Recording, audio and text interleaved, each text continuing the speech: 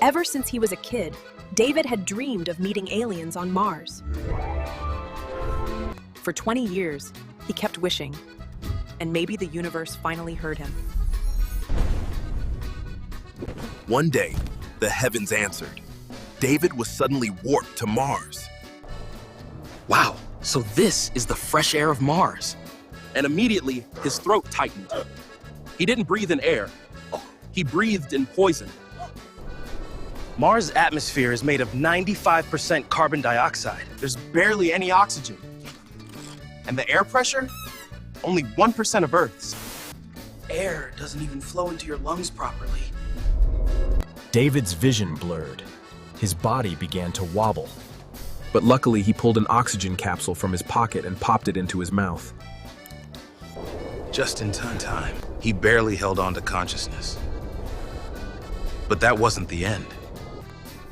Suddenly, his eyes started to sting and go blurry.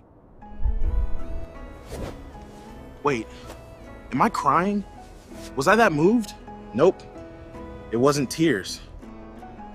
On Mars, the air pressure is so low, liquids evaporate instantly, even without boiling. David's tears, spit, and even the moisture on his eyeballs started evaporating in seconds. His vision went white. His eyes felt dry and dangerously close to going blind. But David had one more thing in his magic pocket: a hydration capsule. He swallowed it and, once again, escaped death by a thread. Now finally ready to relax, David laid out a picnic mat on Mars. But then his legs started feeling cold. His feet were frosting over. That's right, frost on his toes. At night, Mars drops to minus 100 degrees Celsius. And because the atmosphere is so thin, any spot without sunlight becomes a freezer instantly. David dragged himself into a patch of sunlight to thaw his frozen feet.